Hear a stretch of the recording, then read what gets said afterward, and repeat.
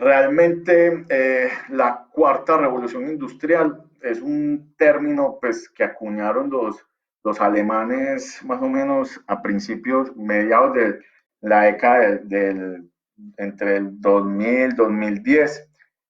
Simplemente, ¿qué es la cuarta revolución industrial? Es una combinación de varias innovaciones muy importantes, innovaciones tecnológicas que van a reinventar la forma de realizar la manufactura industrial con el objetivo, pues, principalmente con el objetivo de cambiar la forma como se viene trabajando la manufactura y de cierta forma como decir, bueno, eh, pues principalmente la mayoría de la producción eh, manufacturera está en China. Entonces, digamos, lo que es Europa, Estados Unidos, quieren devolver como esa producción, devolverle a sus países de origen, porque allá fue donde se empezaron todos los procesos industrializados, pero fue migrando a la China por pues, temas de económico, mano de obra más, más barata.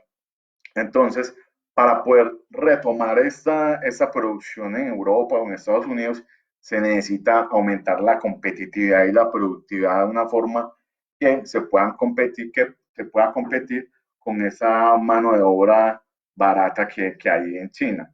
Esto cambiará pues, el perfil de la fuerza laboral en el mundo, porque ya de pronto no se van a necesitar operarios que hagan funciones muy básicas, sino personas que programen robots o que ejecuten aplicaciones de software mucho más especializadas. ¿Listo? Eh, eso también cambiará de una forma radical la forma, pues la manera como se relacionan, o sea, como se venía trabajando el relacionamiento entre proveedores, productores y clientes. Y también, muy importante, la forma como vamos a empezar a interactuar entre humanos y máquinas, ¿cierto? Entonces ya vemos igual, eh, aquí podemos apreciar que igual pues como el desarrollo tecnológico va muy de la mano también con todos esos fenómenos sociales que se van presentando, con todo, digamos, la terminología que hemos estado escuchando últimamente de sostenibilidad. Entonces, si uno mira temas de sostenibilidad, tiene mucho que ver también como el relacionamiento entre proveedores, entre todos los grupos de interés.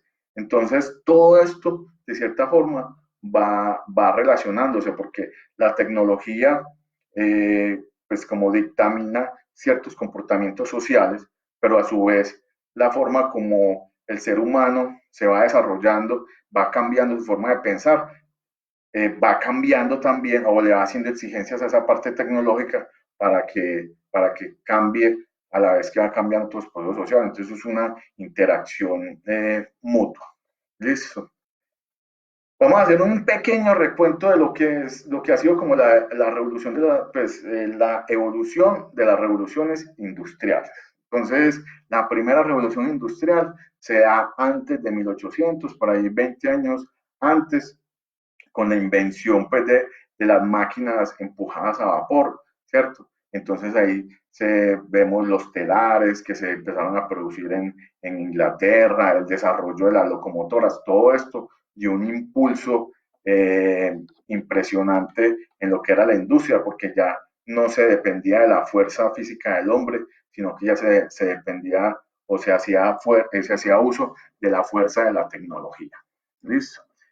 Más o menos para finales de 1800 se dice que empezó la segunda revolución industrial, que está más desarrollado, es como o sea, está más enfocado a la parte más de procesos y de métodos, de estandarización de procesos. Entonces, digamos, acá mencionan que en 1870 se trabajó con la primera banda transportadora en un matadero, pero realmente esa revolución industrial llega a su punto máximo y empieza con un señor llamado Taylor, que es el que empieza a hablar de procesos y métodos, de especialización de los puestos de trabajo, de producción a gran escala, y esto llega a su tope con Henry Ford y toda la industria automotriz. Eso dura más o menos unos 70, unos casi 90 años y ya la tercera revolución empezamos a hablar de ella cuando empezamos a implementar tecnología, programación de computadores, el uso del PLC, entonces ya alcanzamos a ver brazos robóticos y todo ese tema pues como tecnológico. Igual eh, se puede decir que se puede decir que que el Internet también hace parte de esta revolución industrial, que lo cogió pues como al final, pero impulsó de una forma impresionante la evolución, ya esta cuarta revolución industrial, que ya empezamos a hablar mucho de sistemas cibernéticos o sistemas ciberfísicos, o sea, máquinas que pueden interactuar en un mundo físico o real, por decirlo así, pero a su vez pueden interactuar en un mundo virtual o cibernético. De igual manera, nosotros, los humanos, ya empezamos a interactuar también en ese mundo virtual. Y si ustedes miran la gráfica, empiezan a analizar y empiezan y analizan, miran que los periodos de las revoluciones cada vez van a ser más cortos. Se dice inclusive que una quinta revolución industrial sería ya como muy difícil determinar, o sea, como que haya un hito o algo, un hecho que la parta en dos. eh, no, se va a decir que ya de aquí para allá, pues de aquí en adelante, pues se va a hacer muy difícil como decir, ah, si esa es la quinta, esa es la sexta. Eso ya el desarrollo tecnológico es tan acelerado que casi que todos esos eh, hitos tecnológicos se van a juntar. Entonces va a ser muy difícil determinar uno u otro. Entonces, ya pues como entrar un poco en materia, realmente esta revolución industrial se fundamenta en 9 como innovaciones tecnológicas. Pues puede que consulten en alguna otra literatura y les digan que son 10, porque por ejemplo pueden separar lo que es Big Data y analítica y decir Big Data y por un lado colocar lo que es inteligencia artificial. Pero en este caso lo vamos a trabajar lo que es Big Data y analítica lo vamos a trabajar juntos. ¿Listo? Vamos a empezar por los robots autónomos y vamos a ir en este mismo desarrollo de como todas esas tecnologías y al final vamos a ver como un ejemplo de lo que podría ser pues como una aplicación eh, real digamos, de una máquina en donde se junten todas esas tecnologías y nos den un resultado específico o decir, va, ese es el verdadero beneficio de aplicar la industria 4.0 en esta máquina o en este proceso. Listo. Entonces, pues el término de robots no es nuevo, o sea, eso como veíamos en la gráfica de la historia, pues a partir de 1950 se empieza a hablar pues, de los robots, brazos automatizados, pero estos robots tenían o sea, estaban programados por medio de computadoras para realizar unos comandos específicos, pero realmente no estaban como en la capacidad de poder interactuar o cooperar activamente con los humanos y tampoco tenían pues como un nivel de autosuficiencia para tomar cierto tipo de decisiones. Esto se logra, o sea, este grado de autosuficiencia se logra gracias a lo que es el Big Data, el IoT, que es Internet de las Cosas, y lo que llaman IA, que es inteligencia artificial. Lo que es el Internet de las Cosas lo vamos a ver más adelante y lo vamos a explicar también en conjunto con lo de la parte de inteligencia artificial. ¿Listo? Entonces, cuando hablamos de cómo podemos categorizar esta interacción o este grado de autosuficiencia del robot en 4 niveles. Entonces, hablamos del primer nivel, es la comunicación de la máquina con su hardware. ¿Qué quiere decir eso? Que gracias al Internet de las cosas, que básicamente el Internet de las cosas es la traducción así tal cual, es que cualquier elemento, cualquier componente puede estar conectado a Internet y puede transmitir información a un sensor. Entonces, ya usted podrá tener, digamos, en su casa la nevera y la nevera estar conectada a Internet y que te diga el consumo energético, que te diga la temperatura, que te diga si la leche se está acabando, cuántas naranjas hay en la nevera o si de pronto el jamón ya está para vencerse. Todo eso se logra a través del Internet de las cosas. Entonces, cuando hablamos de la comunicación con su hardware, quiere decir que la máquina va a tener tantos sensores que ella misma se va a poder autodiagnosticar y en algunos casos autocalibrar. Entonces, es muy importante porque, digamos, la máquina va a poder saber que hay un componente dentro de su estructura que no está funcionando bien. Entonces, va a poder emitir mensajes de alarma para que la arreglen, por ejemplo, o ella misma autocalibrarse. Con el segundo nivel tiene que ver más que todo es con la interacción del robot con su entorno. Entonces aquí también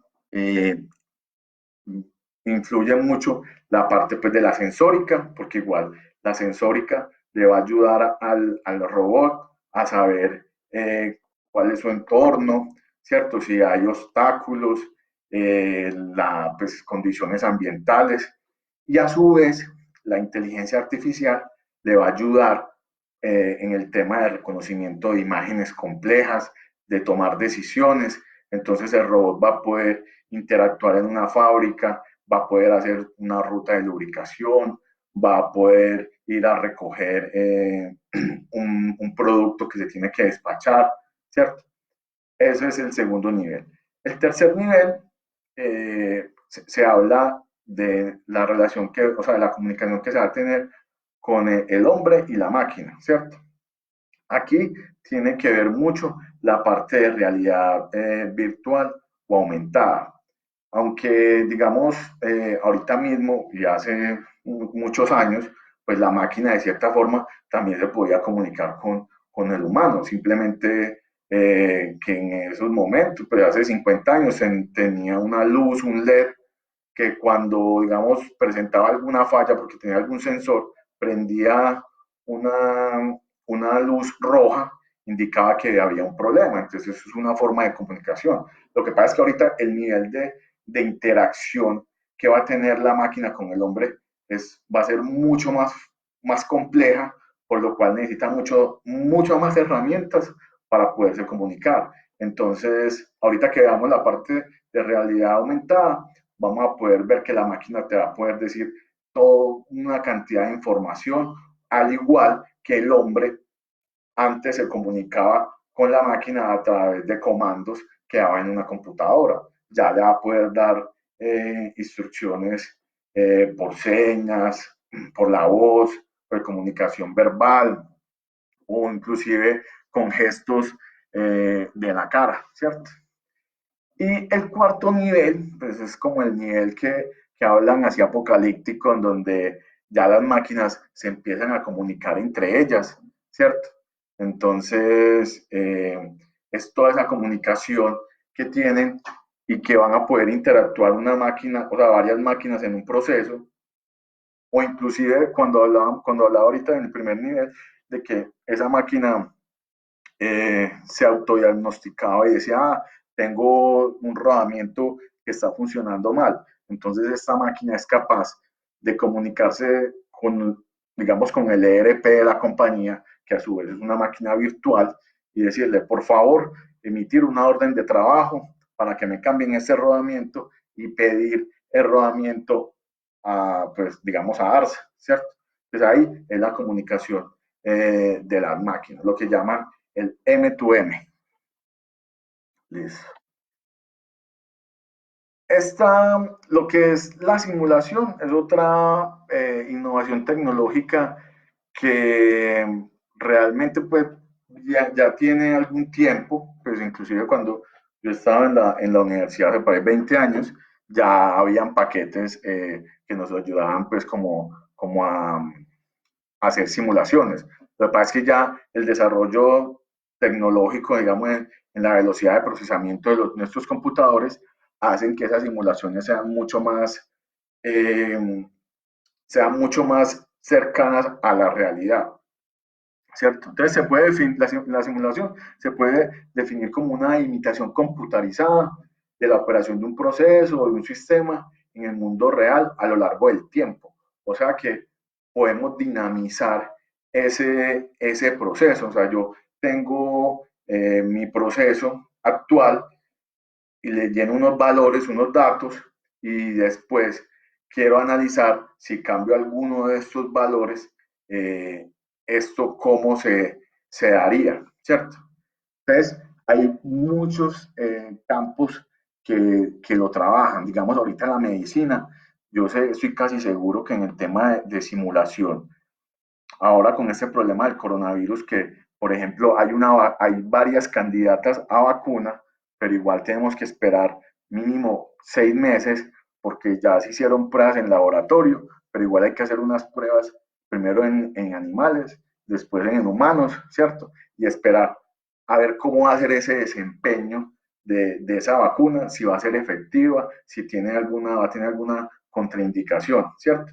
Entonces, estoy seguro que la ciencia, los gobiernos, las grandes compañías le van a meter mucha plata a este tema de simulación, de modo de que yo tenga una vacuna en laboratorio, pueda hacer la simulación si efectivamente va a ser efectiva o no y, y cuáles van a ser, por ejemplo, las posibles contraindicaciones que pueda tener, digamos, en el ser humano. Y ese proceso que antes se demoraba 6 meses, poderlo hacer en 3 semanas, ¿cierto? Entonces, es una herramienta súper poderosa que combinada con otras se obtienen unos resultados eh, que ahorita lo van a ver. Es algo que realmente cambia la forma de trabajar de la industria como tal. Entonces, pues dentro de las ventajas que tenemos, eh, como dicen por ahí, los errores a veces se pagan con sangre o con dinero, porque digamos si yo tengo soy en una empresa, en una planta de producción y tengo mi línea y quiero hacer ciertas modificaciones, pues lo ideal sería poder yo prever, ¿cierto? Esos cambios que yo haga, poderlos simular y mirar qué efectos tendría, ¿cierto?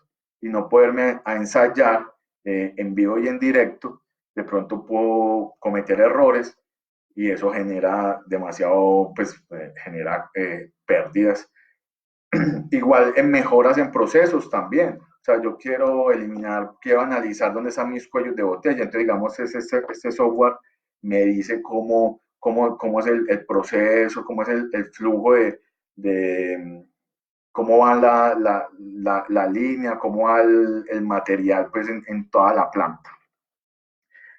Para el tema de herramienta de marketing, pues es muy valioso. Igual, ya yo creo que muchos lo hemos vivido. Por ejemplo, más de uno, digamos, en esta charla, por ejemplo, ha comprado algún, digamos, apartamento en sobreplano, o sea, que todavía no está construido y que inclusive lo ha comprado sin ni siquiera todavía haber fabricado la casa modelo, sino que le muestran el render y la animación de la casa, cómo es por dentro, la muestran ya decorada y todo eso. Entonces, eso es una herramienta de marketing muy poderosa, al igual que también se evitan inconvenientes y disgustos con el cliente, porque muchas veces el cliente quiere un producto y él lo visualiza de una forma, ¿cierto?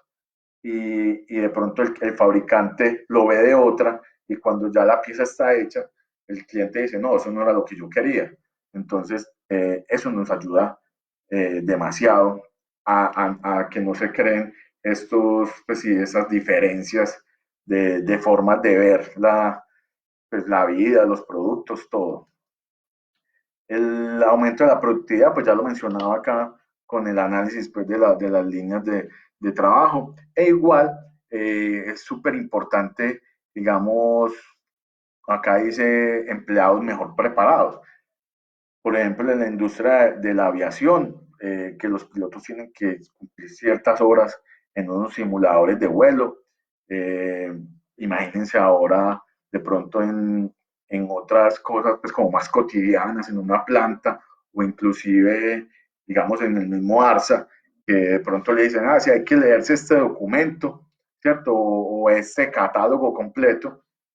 Y en la parte pues, de simulación y de realidad virtual, pues uno puede que ese catálogo sea interactivo, que sea en 3D, que uno pueda ver el despiece en 3D, los componentes, las características, todo eso. Entonces va a motivar mucho más a un empleado querer estudiar con esas ayudas que sentarse a leerse un catálogo de 250 páginas, ¿cierto?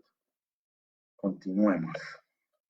Bueno, otra de la innovación, esta, pues, más que hablar de lo tecnológico, pues como tal, es la forma de trabajo.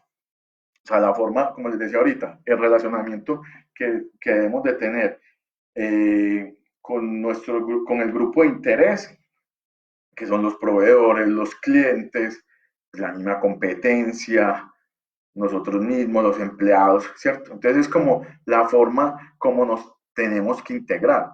Estamos hablando de que la transferencia de información en tiempo real es muy importante. ¿Por qué? Porque, digamos, si vamos a hacer una integración, se hablan de integraciones horizontales y de integraciones verticales. La horizontal está más enfocada, pues, como a la cadena de valor como tal. Entonces, vemos que en la cadena de valor está, pues, el mercado, ¿cierto? Nuestros clientes, está entonces la proyección de ventas, la producción, la logística que necesitamos para lograr pues, producir nuestros productos, pero igual tenemos toda una cadena de suministro, ¿cierto? Y todo esto tiene que estar como conectado y tiene que estar actualizado constantemente, ¿cierto? Entonces, por ejemplo, yo miro el mercado, hago el análisis, hago una proyección de ventas, ¿cierto? Y tengo que dimensionar qué es lo que yo voy a vender para poder saber qué es lo que tengo que fabricar, qué cantidad tengo que fabricar, cómo lo tengo que fabricar y qué recursos necesito, ¿cierto? Y estar todo eso conectado para yo poder hacer cambios pues, en la marcha. Porque, por ejemplo, si yo cuento con cierto producto, pero si el proveedor no me va a cumplir, entonces toda esta cadena se daña, ¿cierto? Eh, También miramos la parte, pues como la integración vertical, ¿cierto? Esta está más enfocada eh, pues como a las actividades de soporte. Veamos en la próxima diapositiva que eh, esta es la integración vertical. Entonces, en la base, ¿cierto? Vemos todo pues como el trabajo pues, de campo. Entonces, ahí abajo están las máquinas, están los motores, actuadores, está pues como todo el proceso, ¿cierto? Entonces, ahí están las máquinas, ahí están los sensores. Entonces, si hay sensores, ahí está pues como la información de todo el proceso, ¿cierto? Y después vienen unos niveles que van subiendo, ¿cierto? Entonces, digamos que toda esa sensórica tiene que estar tiene que estar controlada por ciertas máquinas que llaman PLC, ¿cierto? Y esas máquinas a su vez tienen un nivel como de supervisión, que ese nivel se llama SCADA. El SCADA simplemente son software que nos permiten lo que es la parte de la supervisión, control y adquisición de datos. Eso es donde, digamos, en muchas empresas, en muchas fábricas, uno ve, sí, ese es el cuarto de control, donde uno ve varios monitores y ve pues como todo el proceso de las máquinas, nivel de producción, ve flujos, caudales, ve, digamos, temperatura del proceso, ve, digamos, algunos estados de la máquina, ¿cierto? ¿Qué pasa? En este momento, digamos, las empresas más tecnificadas están muy bien a este nivel, o sea, falta un poco más de integración, que eso es lo que se piensa lograr con el tema de la industria 4.0, del Internet de las Cosas, de ahorita vamos a ver de la nube, que todo esté conectado para que toda esa información viaje en tiempo real. Entonces, digamos, eh, la máquina tiene un motor y uno de los rodamientos está fallando, ¿cierto?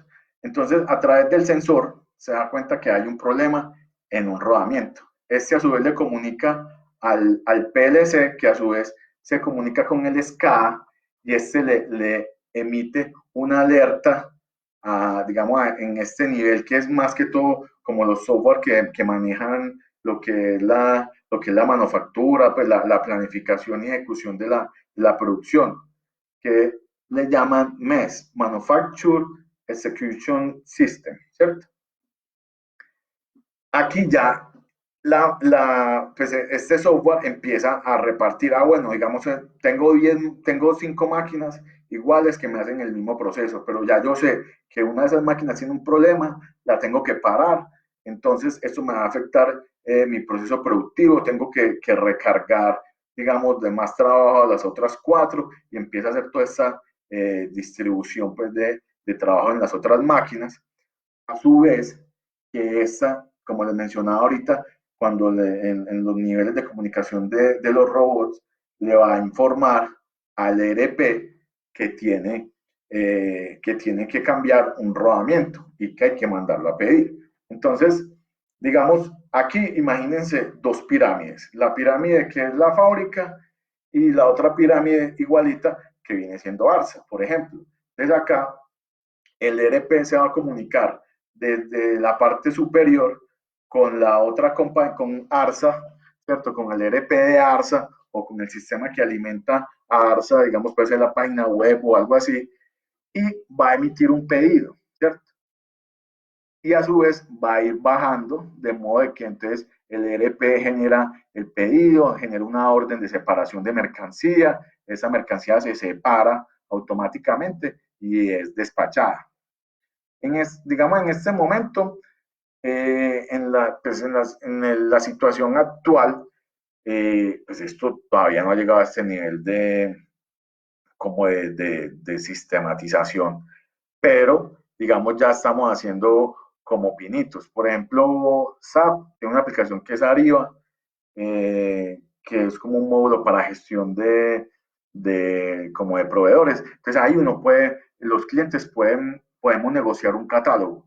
Entonces, digamos, se negocia un listado de rodamientos, el cliente ya lo ve en este momento, el cliente ya ve ese catálogo de rodamientos con los precios, la referencia de, digamos, SAP y la referencia ARSA, porque no se tienen que comunicar los dos sistemas, tienen que hablar el mismo lenguaje, y ahí pueden ver capacidades de carga, velocidades, ¿cierto?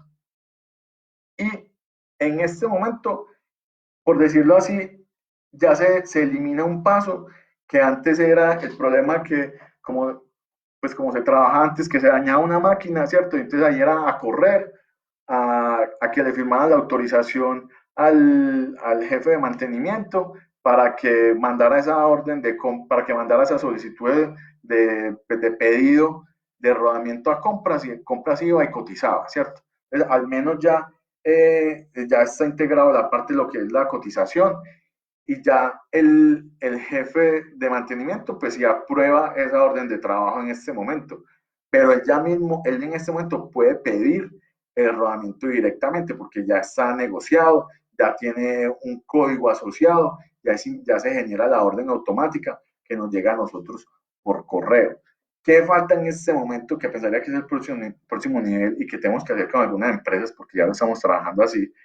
Es que es poder integrar, digamos, nuestro inventario para que ellos digan, como cuando uno está comprando en Amazon, que uno diga, si me interesa este rodamiento, hay disponible 10, o que le diga, hay disponible 2 en Medellín y los otros 8 llegan de otras sucursales y se demoran 2, 3 días. Esa parte es la que es como el próximo objetivo de nosotros, poder integrar los dos sistemas, al menos que se hablen en términos de disponibilidad más adelante, hacer ese ejercicio así como se los menciono de las dos pirámides y que automáticamente se cierre, haga el ciclo entre las máquinas y no haya pues como intervención humana.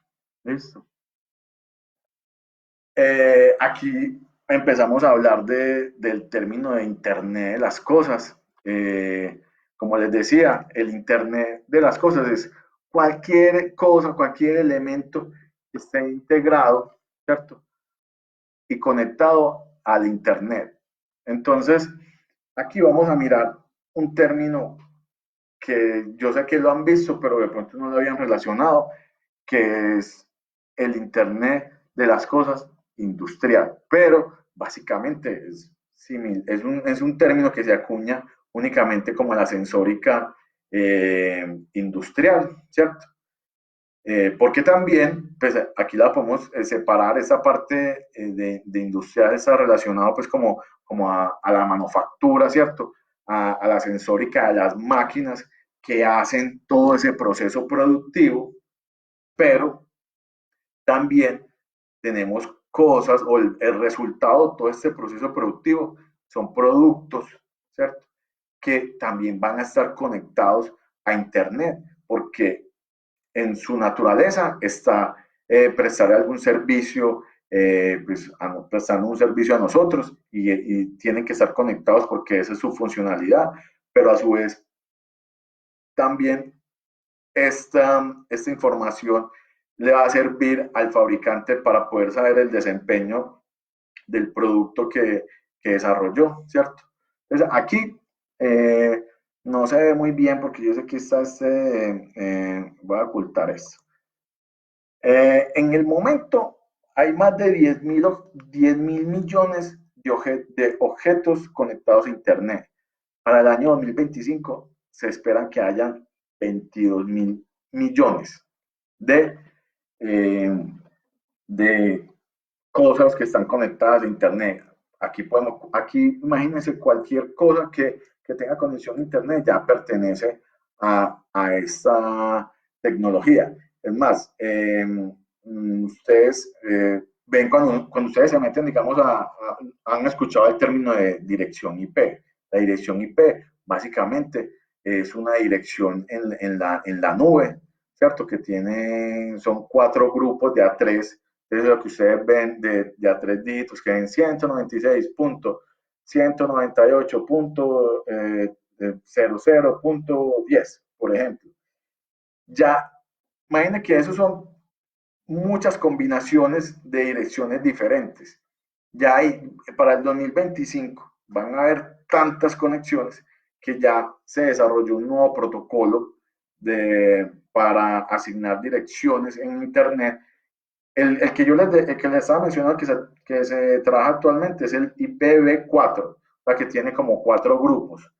Ya vamos a empezar a trabajar con el IPv6, que tiene muchas más combinaciones y me va a poder permitir un mayor poder asignar muchas más direcciones IP, porque cada cosa que está conectada a Internet necesita tener una dirección IP. ¿Listo?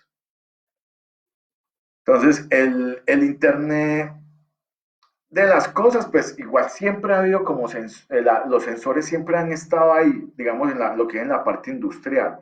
Lo que pasa es que el bajo, o sea, la reducción de costos en la fabricación de estos sensores, en los sistemas de comunicación, ¿cierto? Ha permitido que se masifique mucho más, digamos, esta tecnología. Ahorita les mencionaba el tema de la nevera, ¿cierto?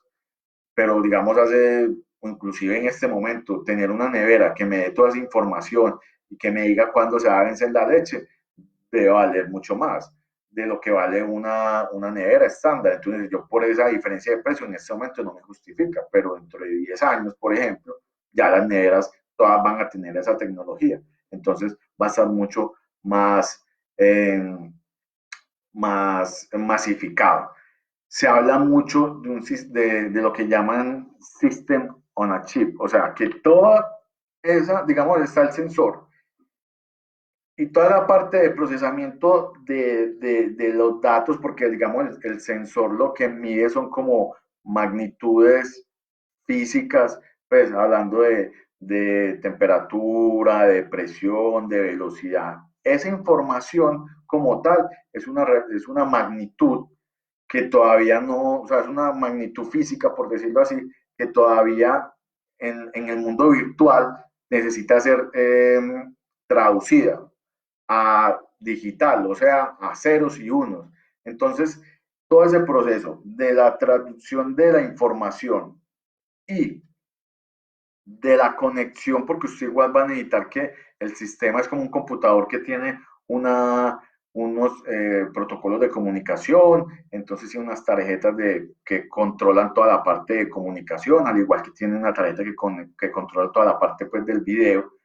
Así, este chip también va a poder conectar o va a poder tener ese protocolo de comunicación que le va a poder dar la capacidad de conectarse a Internet, de pronto no directamente al cable, pues como al hub o lo que llaman servidores de segundo nivel, sino que a través puede ser de cable, pues de lo que llaman Ethernet, de cable Ethernet, pero también hay otras redes inalámbricas como la LP1 todavía no es muy común, es una tecnología parecida o la frecuencia de banda con la que se trabaja, pues la banda de frecuencia es muy parecida a los walkie-talkies y a esos radios con los que uno jugaba cuando era niño, o los radios que se utilizan todavía eh, para comunicarse de pronto a cortas distancias, pero sí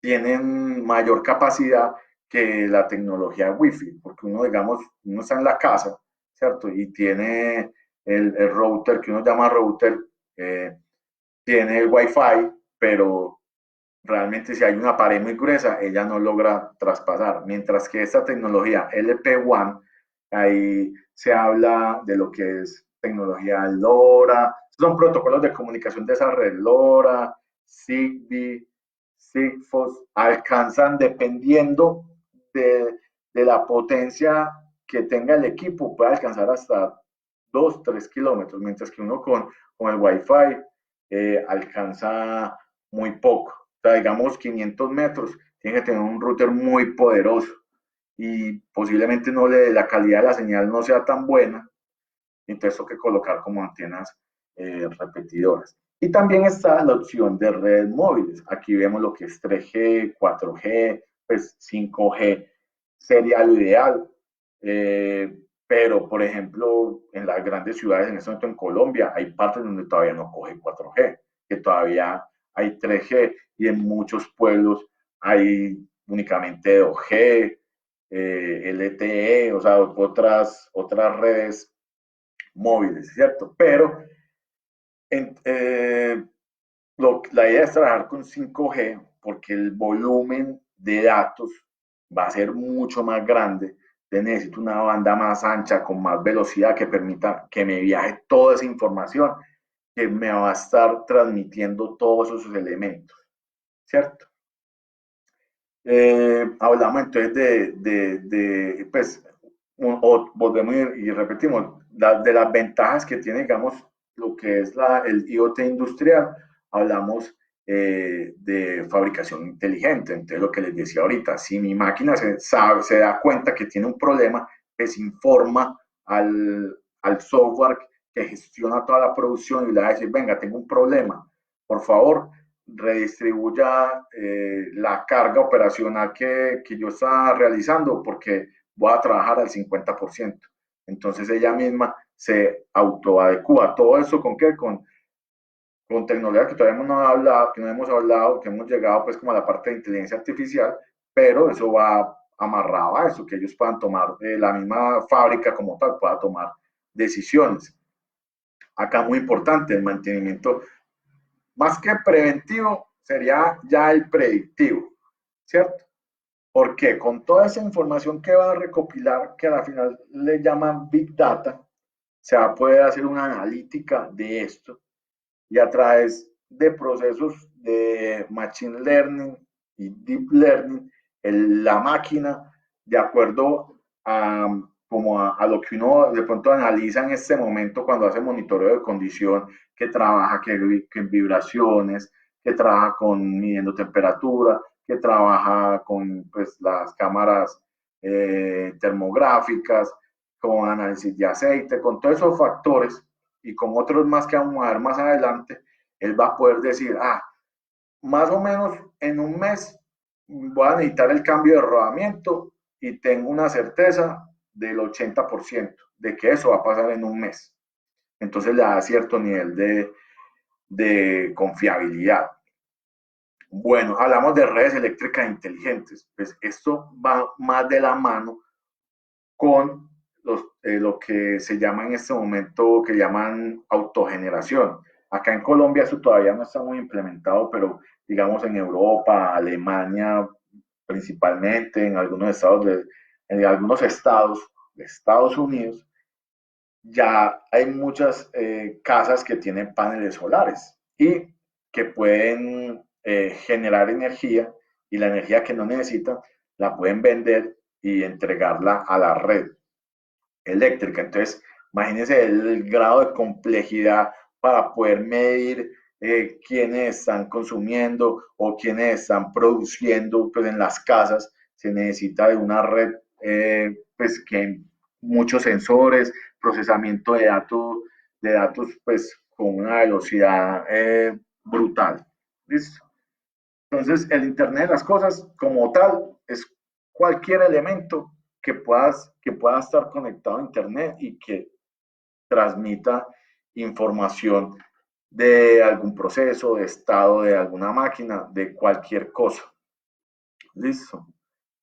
Bueno, y lo otro, antes de pasar a la siguiente diapositiva, es lo que llaman la logística conectada e inteligente. Entonces aquí, pues súper importante uno saber, digamos, si yo tengo digamos, en este esquema que muestran este camioncito con la antena, ¿cierto? Entonces aquí voy a poder saber pues el desempeño. Si yo tengo un carro que es de la compañía y que se encarga de la distribución de mis productos, voy a poder hacer trazabilidad de en dónde está el carro, el consumo del carro, o sea, el manejo del carro, si es el adecuado o lo están forzando más de la cuenta o la forma como están conduciendo genera mayor consumo de gasolina, el estado de las llantas, le puede estar brindando en tiempo real al usuario o al cliente en 10 minutos está llegando, así como cuando uno pide un Uber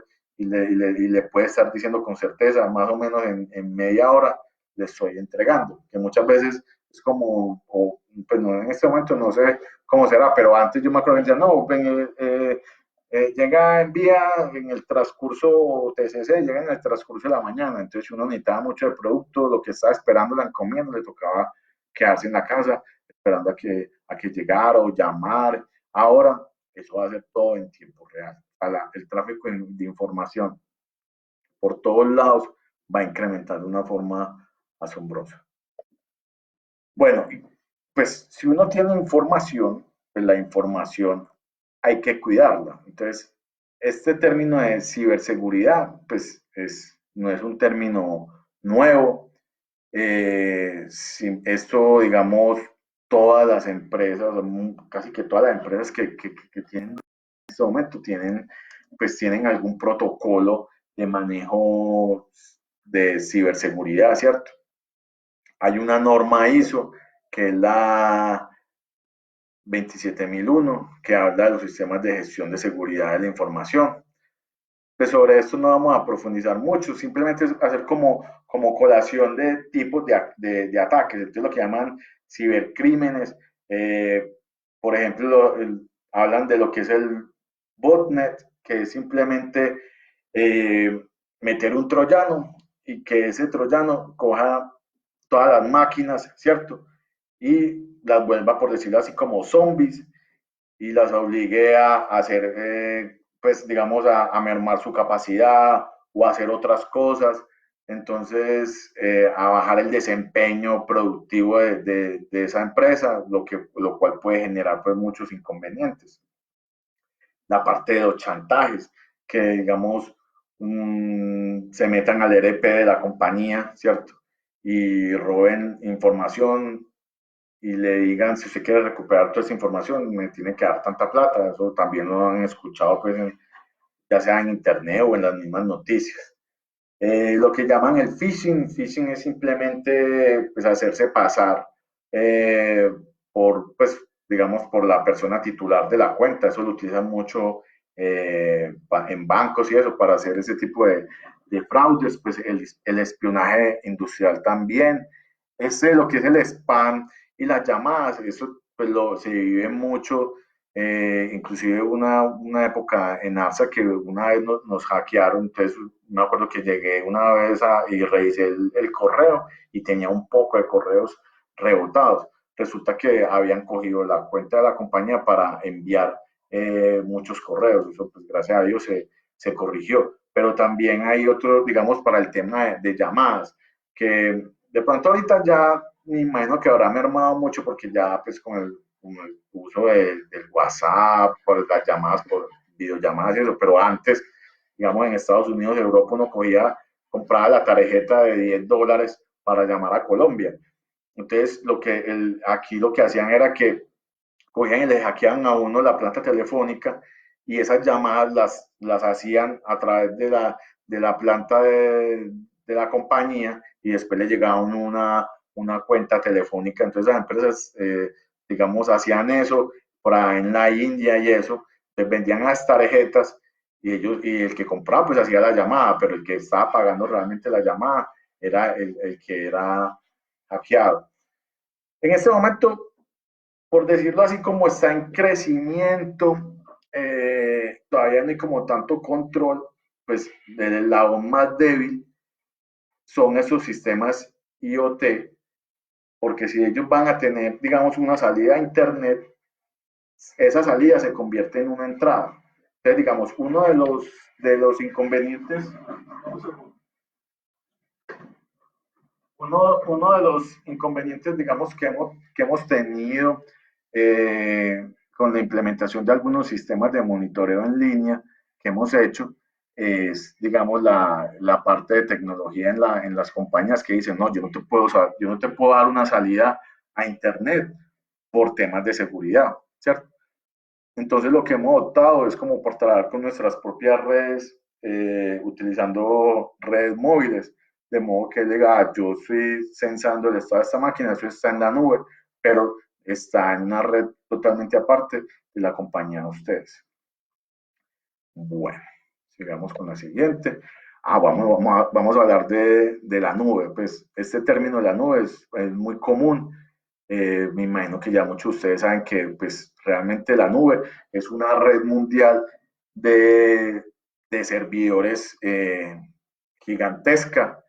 Digamos, los principales servidores los tienen, digamos, Amazon, Google, son edificios gigantescos en donde están todos estos racks de pequeños servidores que están conectados, en donde se necesitan unas condiciones especiales de temperatura. No sé si ustedes recuerdan, pues, porque yo me imagino que ya muchos trabajan en la nube, pero en las compañías siempre había un cuarto que era donde estaba el servidor, le ponían aire acondicionado, ¿cierto? Y era un problema cuando la luz se iba, si el internet se caía, digamos, toda pues como el acceso a la información de la empresa, digamos, en esos servidores están montados los sistemas ERP, ¿cierto? Entonces, esta red mundial es un ecosistema gigante que están hechos básicamente para almacenar, administrar datos, ejecutar aplicaciones o entregar contenidos y servicios. Cuando hablamos de contenido y servicios ya viene siendo, digamos, Netflix, pues no sé ahora, pero hace 3, 4 años, toda la información, o sea, todas las películas, los videos y eso, estaban montados en el servidor de Amazon, ¿cierto?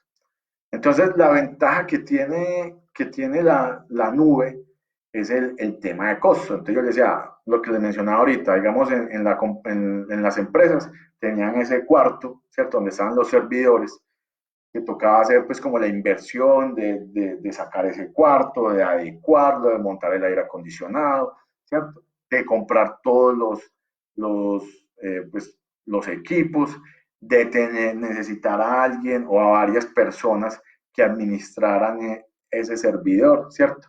Acá en la nube tiene una ventaja muy grande, que es que yo no, como tal, no compro el servidor, sino lo que compro, digamos, es almacenamiento o tráfico de datos o banda ancha, y no es un compromiso que yo diga, pues ya compré este espacio y ya me tengo que quedar con él. Entonces ahí viene la segunda ventaja, que es escalable. Entonces, digamos, si yo tenía, digamos, ¿por qué Amazon se convirtió en un servidor gigantesco? Porque ellos tenían realmente, cuando empezaron con su negocio inicial, que era pues la venta, el retail y ventas por internet, ellos tenían unos picos de consumo muy específicos, el Black Friday en diciembre, no me acuerdo, creo que era en el día de San Valentín, ¿cierto? Entonces eran unos picos súper altos donde necesitaban una capacidad de procesamiento muy grande, ¿cierto?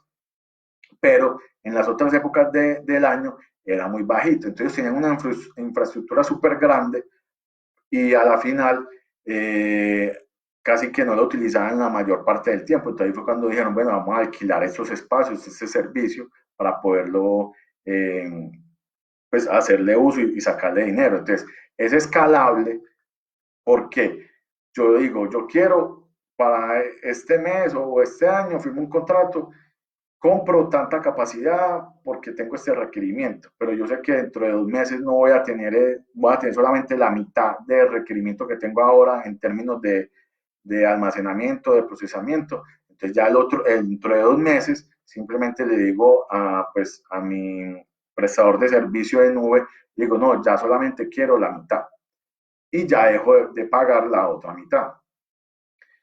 Y ya esas otras ventajas, lo que es rendimiento, seguridad, velocidad, productividad y confiabilidad, pues está enfocado que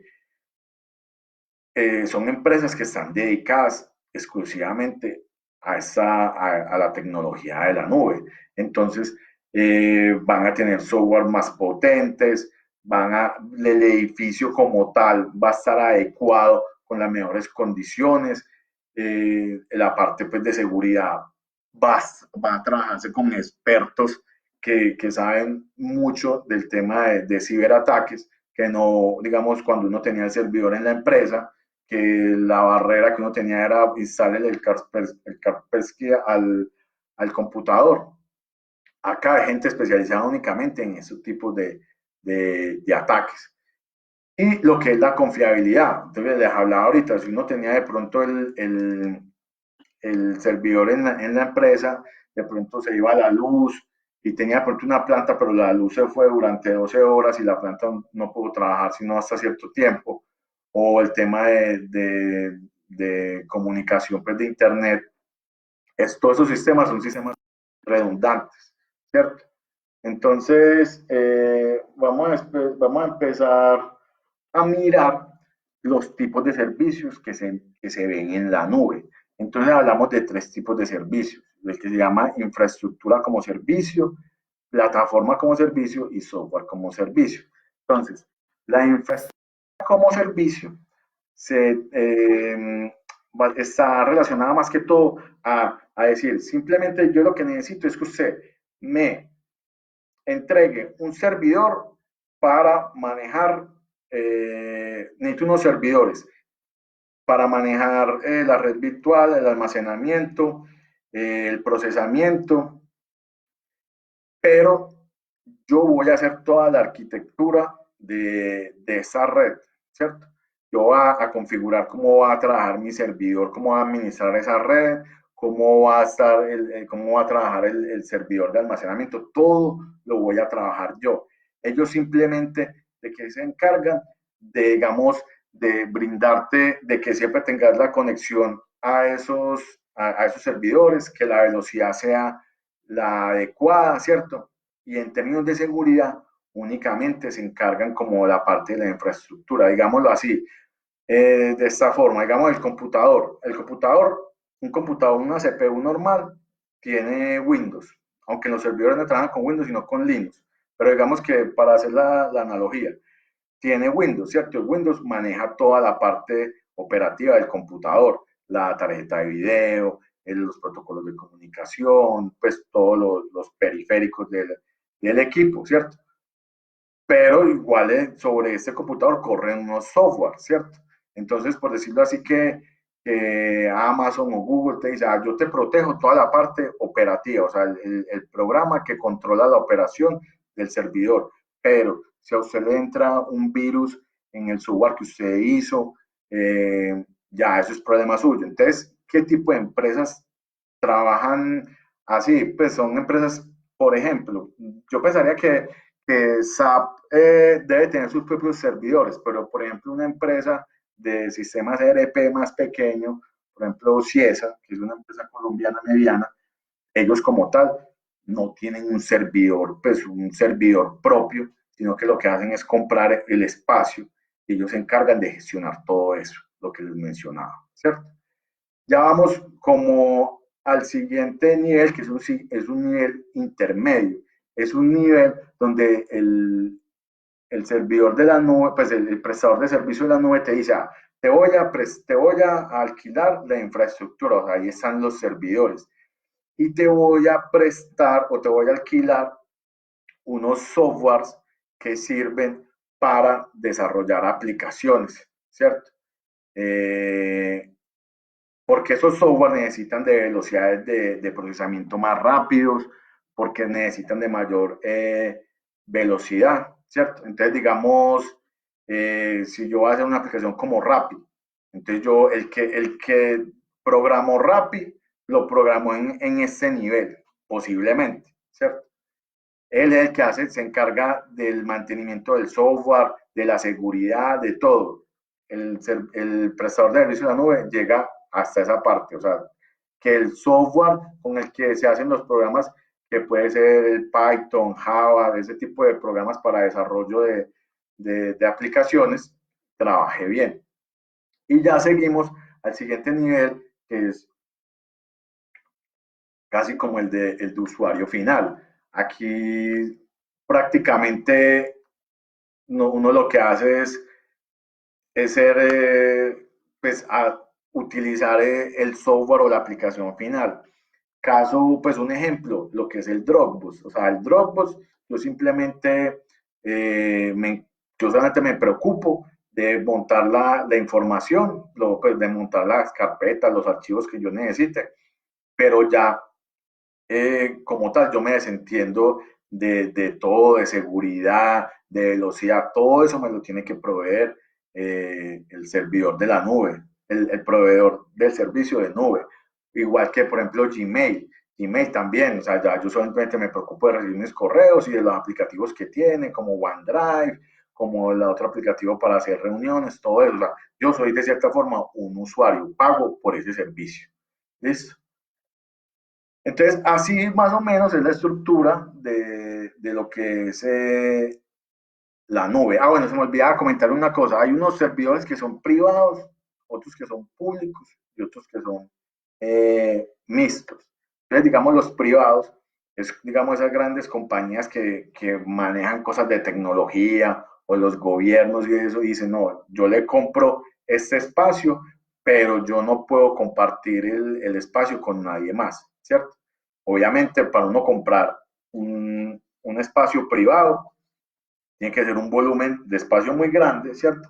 Y los costos son mucho más elevados. Otra cosa es cuando uno dice, sí, le vendo un espacio en un servidor público. Yo sé que ahí van a haber otras empresas que también comparten el mismo espacio, pero igual como dicen por ahí, juntos pero no revueltos, no tienen por qué mezclarse.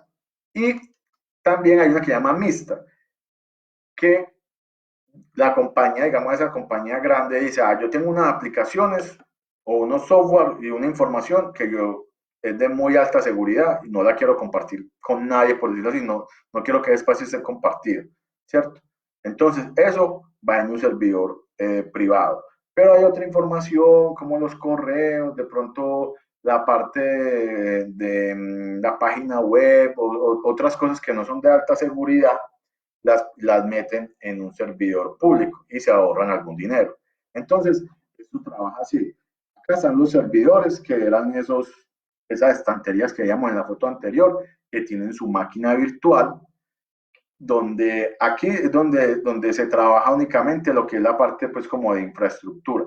Ya la empresa que compra la infraestructura, pues que paga por esa infraestructura, se encarga de desarrollar, de administrar toda la parte de estos software de plataformas, de aplicaciones. Y acá ya están pues las personas que pagan para que les presten el espacio y les presten el software, pueden hacer los desarrollos. Digamos, con inteligencia artificial y principalmente pues con lo que llaman deep learning, que vamos a explicar más adelante, como son unos cálculos que requieren una velocidad de procesamiento tan brutal, toca alquilar estas como máquinas virtuales para el procesamiento de la información, porque un computador normal no lo va a poder hacer, ¿cierto? Entonces aquí, pues básicamente, como les decía, aquí pues esto era la visión que teníamos hace, no sé, 15 años, 10 años, donde lo que está conectado al internet es la impresora, el celular, la tablet y el computador. Pero aquí ya va a estar la nevera, el televisor, la lavadora, el reloj, todas las cosas que se puedan conectar, digamos, en la casa y en una empresa, toda la sensórica que tenga el proceso productivo. ¿Listo? Bueno, la impresión, esta es otra tecnología que como tecnología uno dice, wow, no es tan descrestante o es una innovación, pues como que no diga es algo tan disruptivo, no, pero va muy de la mano con lo que les decía al principio, en donde hablaba de que los alemanes, pues los europeos querían traerse la producción de China, traérsela para Europa, o sea, o poder competir de tú a tú con China en términos de pronto de precios, ¿cierto? Pero entonces para poder hacer la competencia tocaba cambiar como el chip y de pronto ya no vamos a trabajar con mano de obra barata o producciones en serie, ¿cierto? Sino que ya vamos a trabajar con cosas más especializadas, más hechas a la medida. Eh, entonces, es una herramienta muy poderosa. Como tal, pues no vamos a describir pues cómo funciona, pero sí pueden hacer pues como una analogía que es una impresión pues haga de cuenta que en vez de imprimir tinta en una hoja, se imprime o se deposita material sobre una superficie y sobre encima de esa superficie yo empiezo a depositar material, ¿cierto? Y voy creando mi pieza 3D. Hay diferentes técnicas, digamos lo que es la extrusión de plástico, ¿no? Pues por decirlo así, es como una boquilla que funde plástico y en vez de echar tinta, pues echa sus pequeñas cantidades de plástico que se van fusionando con los otros pedacitos de plástico y conforman la pieza. Pero también hay otras técnicas para imprimir lo que es aceros. Entonces ya con que haz de electrones, que la fotopolimerización, el sinterizado, puedo trabajar piezas metálicas. Aquí hay algo que cambió, pues, porque cuando yo entré a la universidad, a principios del 2000, pues ya se hablaba de la impresión 3D, pero se hablaba básicamente, era para el tema de prototipado rápido. Tengo esta pieza en 3D, quiero ver cómo sería, pero esa pieza que yo imprimía, esa no era como operativa para realizar el trabajo real para que la había diseñado. ya la tecnología ha avanzado mucho y la calidad de estos procesos aditivos de material ha mejorado mucho. Entonces el desempeño de esas piezas ha cambiado mucho y ha mejorado demasiado. Entonces acá se maneja también un concepto. Antes de hablar de los conceptos, quería mostrarles pues esta pieza que es muy sencillita. Es una pieza, nosotros pues ARSA comercializa calentadores inductivos. Estos calentadores inductivos tienen una termocupla que mide la temperatura y con eso yo puedo decir hasta qué temperatura voy a calentar mi rodamiento, ¿cierto? Alguna vez un cliente me dijo, se me partió la termocupla, pero la parte como el manguito donde uno la agarra. ¿Será que usted me la puede reparar? Entonces yo le dije, bueno, si la termocupla, que realmente es un alambrito, aquí viene un alambrito que realmente es la termocupla encapsulada como en un buje metálico y empotrada en un imán, que es lo que hace que yo pego la termocupla y ella se adhiera a la superficie, ¿cierto? Entonces, yo le digo, bueno, si la termocupla está buena, yo la reparo. Efectivamente, la termocupla estaba buena. Entonces, pues empecé a mirar, bueno, necesito mandar a hacer esta pieza. La empecé a como a cotizar, pues, los que fabricaban piezas en plástico. Entonces, lo más barato me lo cotizaron como en 40.000 pesos. Y algún amigo me dijo, ¿por qué no utilizas la impresión 3D? Hay un software, la impresión 3D, digamos, lo que es el tema de la impresión 3D y mucha de la tecnología de las tecnologías de 4.0, se habla mucho de un término que es open source o código abierto. Quiere decir que, por ejemplo, este software que yo descargué es gratis. Este software lo hicieron varios programadores de, de, programas, ¿cierto? De dibujo. Dijeron, vamos a hacer un software gratis y montan el código, ¿cierto? Hay una página que se llama GitHub que simplemente montan el código abierto. El código abierto es pues la codificación del programa, cómo está hecho el programa. Y viene alguien y lo mira y dice, yo soy capaz de hacer una mejora o puedo hacer algún complemento. Y mandan, digamos, ese programa o esa codificación, ellos la analizan pues con ese grupo y dicen, sí, aplica este módulo que le desarrollaron y se va adicionando. Entonces yo descargué este software completamente gratis, miré unos tutoriales en YouTube, dibujé la pieza, contacté como una persona que imprime 3D y me cobró 9.000 pesos por la piecita, porque él cobraba a 300 pesos el gramo. Entonces más o menos valió 9.000 pesos. Entonces, y digamos, esta impresora es una impresora básica, pues esta sí es como una impresora de juguete, vale como 1.300.000 en Mercado Libre, pero si usted la quiere hacer, también la puede hacer con sus propias manos porque los planos están en internet, el programa con el que funciona esta máquina, el código también está en internet, se puede descargar, hay instrucciones y te dice cómo armar esta impresora 3D. ¿Listo? Entonces, pues simplemente quería como poner el ejemplo que es algo sencillo y que de cierta forma ya lo que dentro de las ventajas que tiene esta fabricación 3D es la descentralización como de la producción. O sea, yo necesito solamente una pieza y el valor como tal no me va a cambiar lo que es en la manufactura. Pues obviamente si yo voy a hacer solamente esta piecita, pues en el tiempo que yo me gasté, pues obviamente que sale más caro, pero igual ya tengo, o sea, lo hice como para aprender cómo se maneja el software, ¿cierto? Igual ya tengo la pieza, no es sino, la impresión 3D va muy de la mano con la fabricación inteligente. ¿Qué es la fabricación inteligente?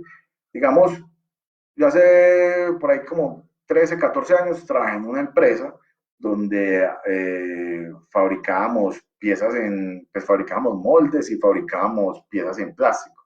Entonces, Uno cogía y hacía su diseño 3D, pues en un programa así de dibujo, se lo pasaba a alguien más que era el que programaba el centro de mecanizado, que es, haga de cuenta, algo parecido a ese sistema de impresión 3D, pero en vez de adicionar material, lo que hace uno es quitar material y le quita el material a un bloque, por ejemplo, de acero, le voy quitando material y le doy la forma que yo quiero. Eso es un centro de mecanizado, remoción de material, ¿cierto? Entonces, yo le entregaba eso al que programaba la máquina en el computador, en otro programa. Ese programa lo que hacía era que el programa le preguntaba a usted qué herramientas iba a utilizar, qué velocidades de corte, qué profundidades. Usted hacía el programa, generaba un código que es lo que la máquina entiende, o sea, puras coordenadas en posición, por ejemplo, mi punto 00, y ya él le empieza a decir, lleve la herramienta al punto 10, después suba hacia 1 milímetro, después vaya hacia la derecha otro milímetro, ¿cierto? Entonces él imprimía, él mandaba ese programa a la máquina y después tenía que hablar con el operario de la máquina y explicarle cómo era el programa, eso todavía se hace, cómo es el programa, ¿cierto? Y el operario tenía que ir a buscar el bloque, montar las herramientas, hacer todo pues como el montaje para hacer la ejecución del programa, ¿cierto? Ahorita con impresión 3D, yo simplemente, digamos, al que me hizo la pieza, yo simplemente le mandé por correo, generé un código. Él me dijo, mándelo en tal formato. Yo le di exportar a este archivo, él lo generó en un formato, se lo mandé por correo, a la media hora me dijo, venga por la pieza cuando quiera. ¿Listo? Entonces ahí se ahorra mucha gente y muchos procesos y muchos errores, porque entonces no me pasaba mucho, digamos, también porque yo alcancé a programar máquinas que uno de pronto programaba de una forma y el operario de pronto entendía que el programa iba por otro lado o hacía otra cosa y a veces hacía el montaje mal y habían defectos. Aquí eso prácticamente que va del dibujo a la realidad, ¿cierto? Entonces, como les hablaba inicialmente, al principio les decía que lo que es la tecnología y la dinámica social, una influencia a la otra, ¿cierto? Entonces, digamos, esta parte o por donde se quieren meter los europeos es como decir, bueno, el problema de la fabricación de pronto en escala es que sí, es mucho más barata, pero no te permite personalizar nada. Entonces, si yo de pronto quiero, no sé, el computador, que las teclas vengan con una forma, unos colores, la carcasa tenga una textura diferente, no se puede, todos son iguales y no puede hacer ninguna escogencia. Ahora hay páginas web donde usted puede, digamos, mandar a hacer el zapato a la medida, entonces creo que es en Europa donde usted le toman, le toman como el molde pues le hacen como un escaneado 3D del pie y le hacen el zapato tal cual la medida y la forma que usted necesita, ¿cierto? Entonces, esa es la personalización de productos que, digamos, las tendencias del consumidor en este momento es más exigente y quiere cosas como yo lo quiero a mi manera y en la forma y en la manera que usted le pueda satisfacer esa necesidad, ellos le van a seguir, ¿cierto?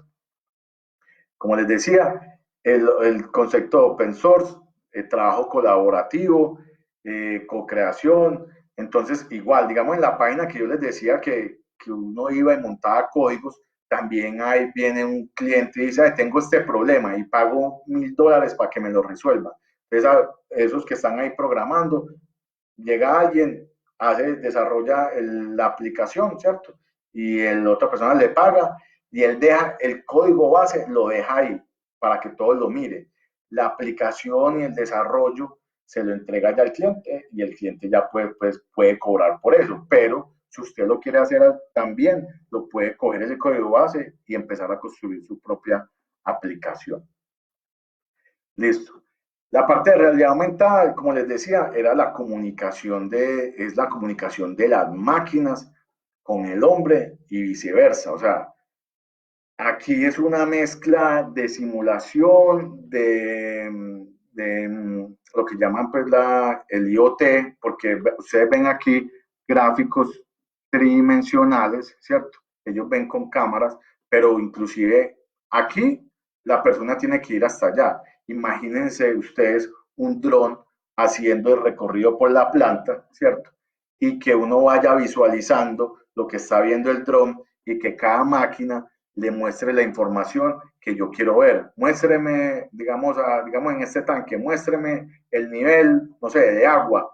Muéstreme, véame los manómetros aquí. Vea que aquí hay un manómetro que en este momento uno que tiene que hacer, ir, mandar a alguien y fijarse de pronto si eso no está conectado a ningún PLC, ir y mirar, ¿cierto? O de pronto a veces quieren validar porque dicen, no,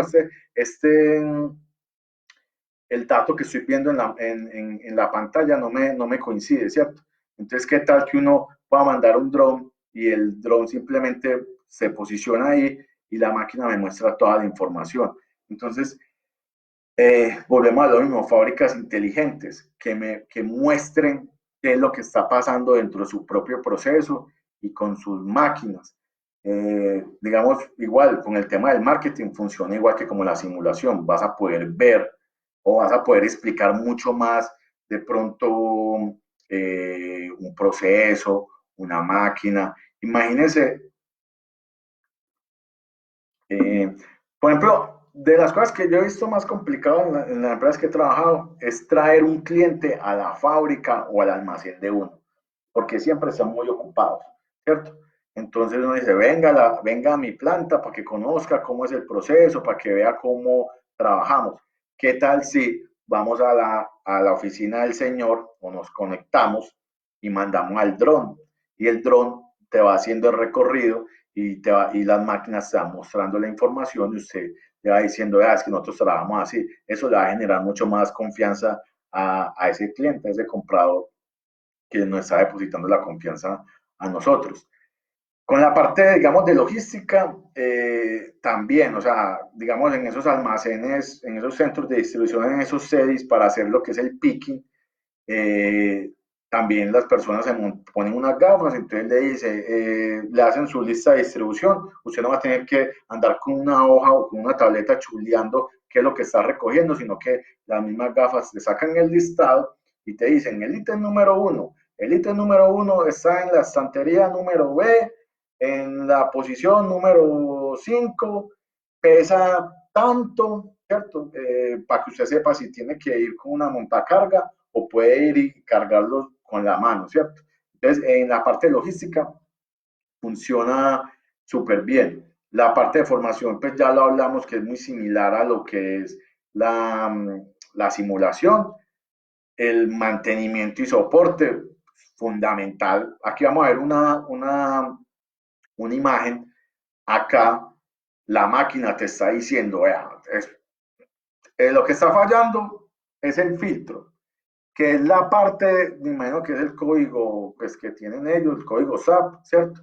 Y él te va a decir paso a paso cómo tiene que realizar el cambio del filtro. Entonces, si ahorita nos queda tiempo, les muestro un video, porque nada mejor que un video para poder mostrar pues, cómo funciona la realidad aumentada, porque describiéndolo verbalmente, pues me quedo corto en esa descripción.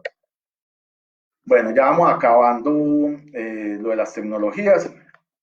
Eh, lo que es la Big Data simplemente es toda la información, lo que llamamos Big Data como tal, pues sí son datos, pero es un volumen tan grande y que necesita una velocidad de procesamiento, de almacenamiento, que una máquina normal no lo puede hacer. Y toca hacerlo por servidores en la nube, o sea, por máquinas súper robustas. A eso realmente se llaman Big Data, porque igual yo puedo tener datos almacenados en mi computador, tengo casi, no sé, 200 gigas le está procesando un computador, pero qué tal que yo diga, necesito procesar, no sé, 10 teras de información por segundo, ya ningún portátil como tal o un PC de escritorio lo va a poder trabajar, ¿cierto? ¿Desde dónde viene toda esa información? Viene la comunicación entre personas, o sea, correos, mensajes WhatsApp, Twitter, Facebook, eso es la comunicación entre personas. De la M2M, recuerden que es la comunicación entre máquinas. Entonces, a toda esa información de la sensórica que va a viajar por internet y que va a llegar a esa nube y que vamos a tener que procesar, que ya lo vamos a ver cómo lo procesamos, ¿cierto? Toda esa información, todos esos datos biométricos que lectores de ADN, que lectores de voz, de reconocimiento facial, esa palabra está mal escrita aquí, de reconocimiento facial. Toda esa información también viaja, es Big Data. El tema de transacciones de datos en bancos, compras que usted hace por internet o simplemente cualquier información, cualquier operación que usted haga en la web, eso generan datos y esa información va a ir a la nube para ser analizada por la persona que usted menos imagine, le está analizando todos esos movimientos, ¿cierto? En lo que es el marketing web, mapas de calor, o sea, y movimiento en la web. ¿Qué tiene que ver? Pues, ¿qué es eso? Ellos, el mapa de calor es, te muestran cuando uno abre una página web, cuál es donde, las zonas donde más clic da, ¿cierto? Donde más se mueve uno. Entonces, normalmente los mapas de calor están en esta parte superior y en la parte como de la izquierda. Eso es donde uno más le da clic, ¿cierto? Entonces ahí ya el que hace los banners, el que hace la publicidad y todo eso, ya analiza entonces dónde es que tiene que poner como decir, el aviso y ese tipo de cosas. Y el movimiento en la web, usted consulta cualquier información y durante un mes le va a estar llegando información similar a lo que estaba buscando, ¿cierto? Es un dato, ese dato es como el 2017, 2018. Por minuto en el mundo se mandan 156 millones de correos, se hacen 4 millones de búsquedas en Google y se mandan más de 50 mensajes, principalmente por WhatsApp. ¿Listo? Entonces, imagínense, todo eso es por minuto, imagínense la cantidad de información que se guarda en un año. Eso es una cosa impresionante. Entonces, la Big Data tiene que tener 5 características. El volumen, que les decía, tiene que ser un volumen muy grande para que pueda ser considerado como Big Data, la velocidad de procesamiento, pues para que sea efectivo, que todo no tengo que analizar 10 teras de información, pues si una película tiene no sé, 5 gigas que uno descarga, una tera viene siendo como 1000 veces esa información, entonces es la velocidad con que se procesa, la variedad. Aquí cuando hablo de variedad, es como poder ver algo desde diferentes puntos de vista, o sea, que eso que quiero analizar, me llegue información de diferentes maneras para yo poder reducir como reducir de pronto el error, pues de que se sesgue por la opinión de alguien. Es como cuando uno hace una encuesta, si usted le hace la encuesta, digamos que yo hacer una encuesta general de algún tema de opinión pública general y se lo hago solamente un segmento, pues voy a tener una encuesta sesgada. Entonces, con la variedad se refiere a eso, al valor. Realmente, pues de esa Big Data, hay mucha información que es basura, pues que realmente nosotros no vamos a hacer mayor cosa con eso, o en el momento no se toma en cuenta, no se analiza. Entonces, para nosotros hay una información que es más valiosa que otra. Y pues obviamente la veracidad, que la información sí sea real, que no esté tomando datos equivocados y tome malas decisiones. Aquí como otro aclaratorio, pues los datos los definimos como estructurados y no estructurados. Entonces, estructurados son datos que ya vienen como procesados, digamos, y con ellos yo puedo hacer operaciones directamente. Entonces, son, digamos, los datos que encuentro en Excel, ¿cierto? En esas bases de datos de Access y eso. O sea, yo puedo una vez hacer multiplicaciones, divisiones, hacer alguna otra función. Y los datos no estructurados es todo lo que viene en desorden. Entonces ahí vienen archivos PDF, videos, mensajes de WhatsApp, audio, todo eso. Y hay unos que se clasifican como semiestructurado, que es el lenguaje HTML, que es el lenguaje pues como con el que se trabajan las páginas web. Pero realmente de eso no tengo mucho conocimiento. Listo. Entonces, lo que hablaba ahorita, lo que yo voy a hacer con esa información es, después del Big Data, manejan otro término que es el Smart Data. O sea, listo, yo tengo esa información, pero tengo que tomar decisiones. Entonces, digamos, la inteligencia de negocios empezó a trabajar con el Big Data desde hace ya pues tiempo. Realmente esas decisiones las toman las compañías o las personas encargadas de tomar decisiones. Básicamente, ¿qué es? Es poder recolectar toda esa información y compilarla de modo que aporte, que sea de valioso aporte en la toma de decisiones, ¿cierto? Y en la resolución de problemas.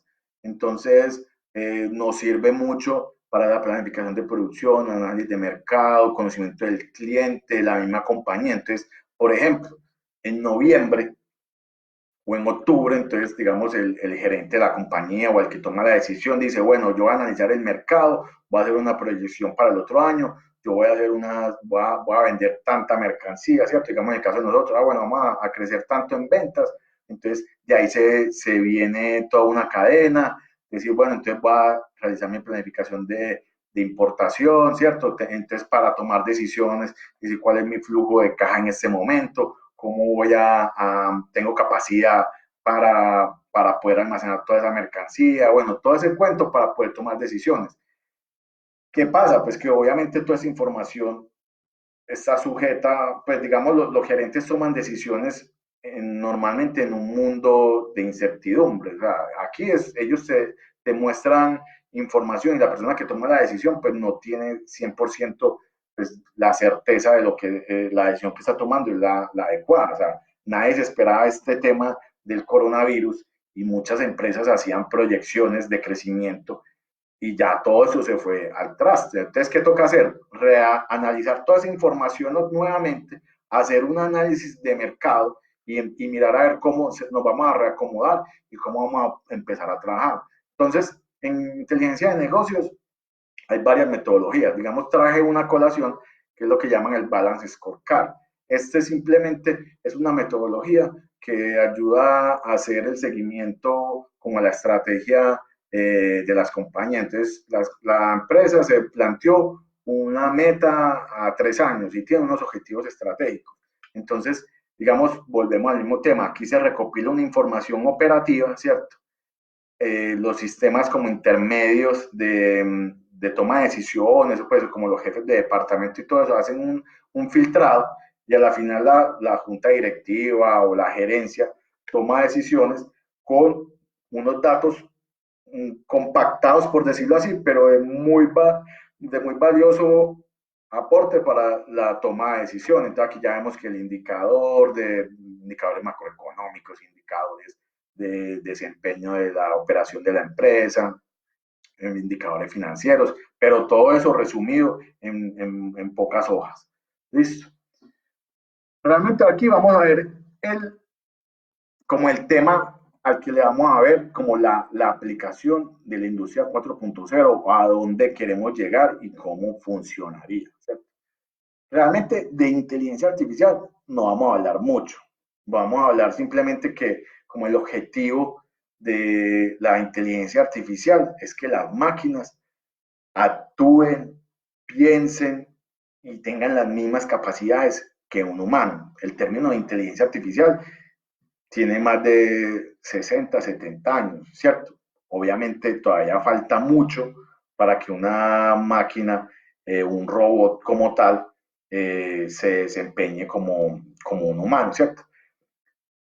Pero aquí voy a hacer pues como un pequeño ejemplo. Ya hay como, o sea, si ya en este momento sí hay máquinas que se puede decir que tienen parte de inteligencia artificial y que desarrollan ciertas tareas.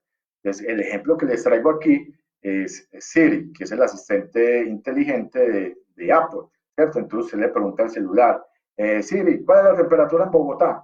Entonces, él simplemente lo que hace, como les hablaba ahorita, tiene que haber una traducción, porque aquí está interactuando el humano con la máquina, una máquina virtual, ¿cierto? La máquina virtual no entiende por, pues, por vibraciones que generan mis cuerdas vocales, por el sonido que generan mis cuerdas vocales, por mi voz, él no entiende así. ¿Qué tiene que hacerse? Tiene que hacer una traducción a bytes, lo que son ceros y unos, que es lo que entiende la computación normal, ¿cierto? Entonces esa se hace la traducción de lo que yo le estoy preguntando, cuál es la temperatura en Bogotá, esto es la onda sonora de mi voz, aquí se traduce en ceros y unos, se va a la nube, ¿cierto?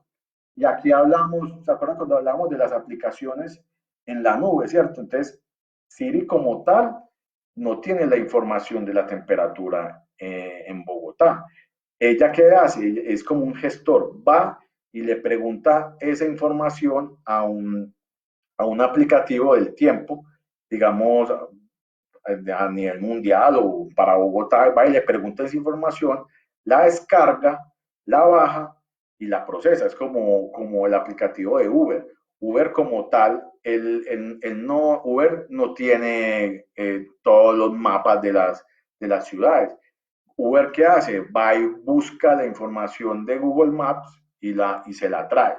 Entonces, gestiona aplicativos. ¿Listo? Entonces, como la inteligencia artificial es tan grande, vamos a hacernos un enfoque, vamos a ir como acotando el objetivo pues, de la charla. Entonces, eh, hablamos de que la inteligencia artificial es como todas las técnicas que quieren llegar a que una máquina piense y actúe como un humano, pero entonces en la inteligencia artificial, fuera de los software o los programas para tomar decisiones, está metido lo que es la informática, la robótica, mecánica, eléctrica, porque usted quiere que un humano, que un robot actúe como un humano o haga las mismas cosas, tiene que hacer primero en la parte física y después en la parte digital. Entonces, vamos a enfocarnos un poquito más en la parte digital, que van a ver que es lo que más tiene más relación con nosotros, digamos, con lo que es ARSA, con las personas que están oyendo esta charla, que están más que todo enfocados al tema o producción o mantenimiento de máquinas y eso. ¿Listo? Vamos a iniciar, o sea, la parte de Machine Learning tiene que ver con una serie de técnicas estadísticas, matemáticas, unos algoritmos, que lo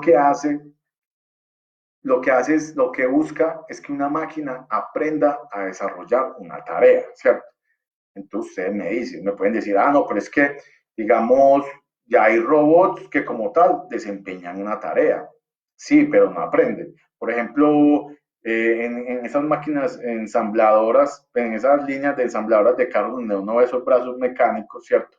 Como tal, ¿qué hacen ahí? Descargan un software, le descargan un programa, o sea, unas instrucciones, como que quite eso, póngalo acá, traiga esto, tráigalo allá, pero si pasa algo diferente, ya el robot no es capaz de hacer nada más, o sea, él no va a aprender, él se va a quedar ahí, ¿cierto? Después del Machine Learning, entonces el Machine Learning lo que dice, enséñele a la máquina a cómo empezar a realizar una tarea y ella a medida que la vaya haciendo va a mejorar su desempeño, ¿cierto? Y el Machine Learning empezó más o menos hace como 20, 30 años. Y después de Machine Learning, vea que toda va como encapsulada, lo más amplio es inteligencia artificial, el Machine Learning, después lo crearon, y después hay una especificación que se llama el Deep Learning, que es muy parecido al Machine Learning, pero siento que eh, son algoritmos mucho más específicos y lo que buscan es imitar una red neuronal de los humanos. O sea, usted sabe que las neuronas interactúan unas con otras, ¿cierto? Más o menos una neurona interactúa de un humano, interactúa con otras 10.000 neuronas, ¿cierto? Y los humanos tenemos más o menos 10 a la 11 neuronas. Esos son muchos millones, porque, por ejemplo, 10 a la 6 es un millón, 10 a la 7 es un millón multiplicado por 10. Y eso empieza a multiplicar por 10, por 10, por 10 hasta llegar a 11. O sea, tenemos muchas neuronas. En la actualidad, no sé si eso es en otra política, no. En la actualidad, entonces, ¿qué pasa? En la actualidad se han desarrollado redes neuronales pues, artificiales en programas o en algoritmos que llegan nada más hasta 2 millones llegan hasta 2 millones de nodos, o sea, como de neuronas. Pero cada una de esas puede interactuar, creo que hasta con 1.000 nodos más. Entonces multiplique esos 2.000 millones por 1.000 y eso da muchos millones, eso da en billones de operaciones que tiene que hacer. Entonces, el deep learning, como les decía pues, anteriormente, eso tiene que ser contratado o sea, para poder correr esos programas, se tiene que correr con un proveedor de servicios en la nube que le preste el procesador de un super servidor que procese esa información para que pueda hacer esos cálculos, porque si usted lo monta en un computador normal, pues en el mejor de los casos, él puede que lo haga, pero se puede demorar 1 año, 2 años, porque igual no le va a dar para hacer eso. Entonces, pero igual, todavía ustedes escuchan el término de Machine Learning, porque el Machine Learning todavía no se ha terminado de desarrollar, e igual es muy útil porque vea que hasta cierta cantidad de datos de procesamiento, el, el Machine Learning puede tener un mejor desempeño que el mismo Deep Learning. Las cosas más específicas, de pronto más sencillas, el Machine Learning trabaja mejor. Les voy a mostrar la diferencia entre Machine Learning y Deep Learning. El Machine Learning eh, es un algoritmo, ¿cierto? Que hace que la máquina piense. En este caso, en este ejemplo, lo que se quiere es clasificar los perros, o sea, que yo pase imágenes de perros, de gatos, de elefantes, pero que la máquina me sepa identificar inicialmente los perros y después me aprenda a clasificar, digamos, otros animales, ¿cierto? Entonces, aquí vemos que está la imagen del perro, lo que llama Future Extraction, o sea que esta caracterización de enseñarle a la máquina, a decirle, vea, esta imagen es de un perro, o si yo le pongo un gato y si le da esta imagen es de un gato, esto acá todavía lo tiene que dar el humano, ¿cierto? ¿Qué hace la máquina? Empezar a clasificar. Entonces, él empieza a aprender, ¿cierto? Yo le empiezo a pasar imágenes y decirle, esto es un gato, esto es un perro, un perro, un perro, esto es un gato, gato, gato. Entonces, inicialmente le enseño a clasificar los perros.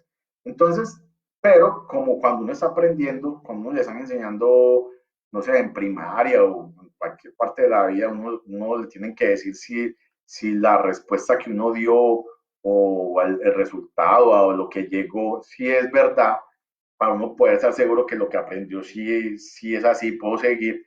Al final yo le tengo que decir, digamos, yo le doy esta clasificación, digamos, le meto 1.000 fotos y de esas 1.000 fotos, 500 son de perros, ¿cierto? Pero cada vez y él hace su algoritmo y él lanza su primera hipótesis y dice, todo eso es con porcentaje de probabilidad. Entonces dice, estoy un 90% seguro que esa foto que me mostró es de un perro. Entonces yo le tengo que decir, no. Pues le tengo que decir no, yo le doy la respuesta, le digo, no. Cuando yo le digo que no, él vuelve y reconfigura a ver qué fue y hace hace como otras posibilidades o vuelve y cambia en su algoritmo y vuelve y saca otra respuesta. Le digo, estoy 80% seguro de que es un perro. Entonces, cuando yo le digo, sí, es un perro, él ya entiende que ese algoritmo que él hizo, lo hizo bien y ya le empieza a procesar y va mejorando. Entonces, ya después de que él itere o que haga varias clasificaciones y que yo le confirme que sí, ya va a llegar un punto, le dice, estoy un 99% seguro que es un perro. Y si ya después yo le empiezo a meter fotos de gatos, ¿cierto? Él solito va a poder empezar a decir, pues yo no sé cómo le llama esto, no sé cómo le diga a usted si es gato o no sé cómo le llama, pero esto es el mismo animal y se lo clasifica, ¿cierto? Siempre con probabilidades. La diferencia con el deep learning, vea que acá, en el deep learning ya no está el humano, ¿cierto? Aquí le voy a dar como herramientas mucho más específicas. Por eso necesita mucho más procesamiento de datos. Entonces, por ejemplo, aquí yo le doy esta imagen, ¿cierto? Entonces, digamos, en este primer paso, él va a reconocer la cantidad de píxeles que tiene esta imagen. En esta otra, él va a empezar a reconocer, por ejemplo, contrastes de colores. En este otro paso, él va a empezar a reconocer contornos como de esos, es como armando un rompecabezas, ¿cierto? Entonces, contornos de cada piecita, ¿cierto? Y al final, obviamente, yo le paso varias figuras, él hace un procesamiento y yo le tengo que decir si efectivamente es un perro o se equivocó y le toca volver a empezar. Entonces, él trabaja de la misma manera. Él coge, hace su cálculo, me dice, estoy un 90% seguro que es un perro, yo le confirmo y él dice, ah, sí, es un perro, ya le empieza a, cada figura que le manda, ya él empieza a mejorar y esa probabilidad empieza a aumentar y ya le puedo empezar a decir, tirarle gatos, tirarle diferentes animales y él mismo va a empezar a identificarlos y a separarlos, ¿cierto? Entonces, más o menos, este es como el diagrama de cómo funciona una red neuronal. Vea que estos son, da cuenta que esos son neuronas, cada una de esas son neuronas, ¿cierto? Y esas neuronas interactúan con las siguientes neuronas y cada neurona se encarga de un proceso. Entonces, aquí en lo más básico, ¿cierto? Entonces dice, bueno, yo le estoy poniendo un perro, ¿cierto? Entonces, uno es como una característica positiva o que confirma que es perro. Entonces él empieza 1, 0, 1, 1, 1, ¿cierto? Y se va, y hace se va a todas las combinaciones posibles, ¿cierto? Entonces, lo que ya se encuentra con un 0, él ahí pues igual va a seguir, pero él ya sabe que el resultado va a ser, porque ya le está ayudando a descartar de que eso no es un perro, ¿cierto? Pero por donde él vaya, en que haya uno, que efectivamente sí es un perro, él empieza a ver combinaciones. Entonces, realmente, él cómo llega a que efectivamente eso es un perro, porque él hizo en todas sus redes y conmutaciones neuronales que hizo, se fue por este camino, que le dio a la conclusión de que efectivamente era un perro. Entonces llegó 1, 1, 1, 1, prum, 1. Estoy 90% seguro, un 80% seguro de que ese es un perro.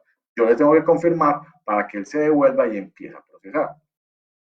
Entonces, ya en un caso de Deep Learning, esto es un sistema como de reconocimiento de placas en España, o sea, de esas para las fotomultas, que toma la foto y reconoce la cámara, de reconoce pues como reconoce, no, pero aquí no era únicamente de la placa, sino ya era inclusive, esto es un cero manual hecho manualmente, sino el de las placas no traje ese ejemplo, ¿cierto? Pero es un sistema para identificar números, ¿cierto? Entonces, aquí, aquí están las mismas redes neuronales, pero siendo que aquí anteriormente les ponía un uno, realmente eso no es un uno, ahí lo que va es una función, un algoritmo que me calcula una probabilidad y él empieza a hacer esos cómputos a decir qué número es. Entonces él tiene varias opciones. Por ejemplo, eso es un cero, ¿cierto?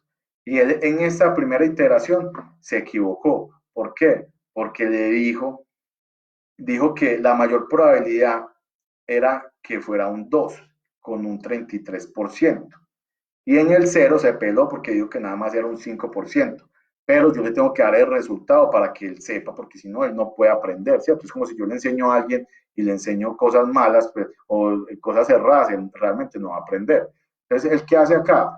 Ya yo le dije que se equivocó, que lo que es uno, que lo que es cero es esta primera opción. Él vuelve, recalcula, se va por otros caminos, hace otra configuración hasta que ya, digamos, ese porcentaje aumenta a punto 30 y ese bajó, no sé, a punto 2. Entonces yo le digo, ah, sí, es verdad. Y él empieza a iterar y con más imágenes que le manden, él va a ser mucho más preciso. Este es como, quise poner este, que es como el desarrollo matemático. Eso es lo que realmente calcula el tema del Big Learning, pero se los quería poner simplemente era para decirles que pues uno de esos cálculos como tal no los hace.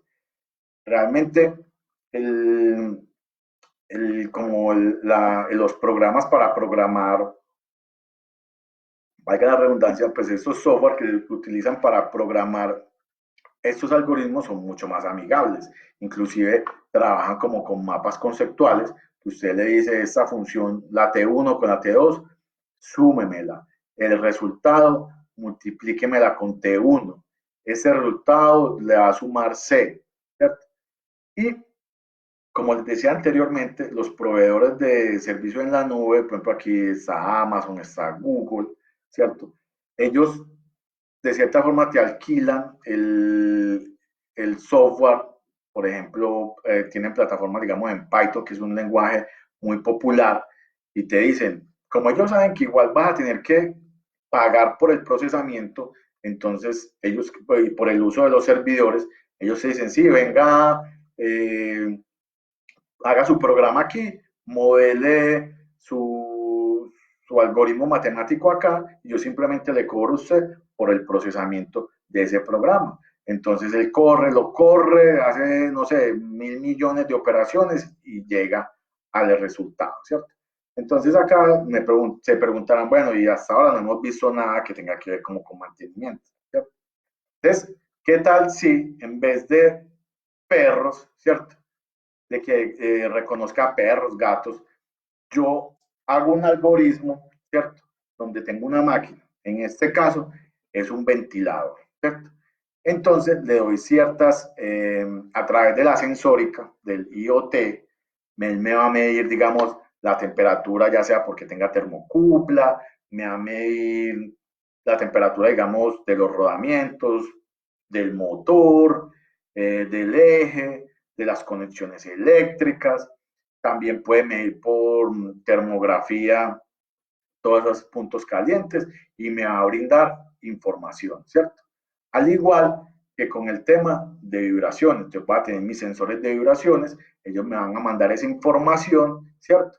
Y cada, como que cada propiedad que yo estoy mirando, pues, o cada, como cada condición de, pues eso es de monitoreo de condición, cada herramienta de monitoreo de condición tiene una función de probabilidad, pues, o tiene su propio algoritmo y tiene unos pesos. O sea, ¿por qué?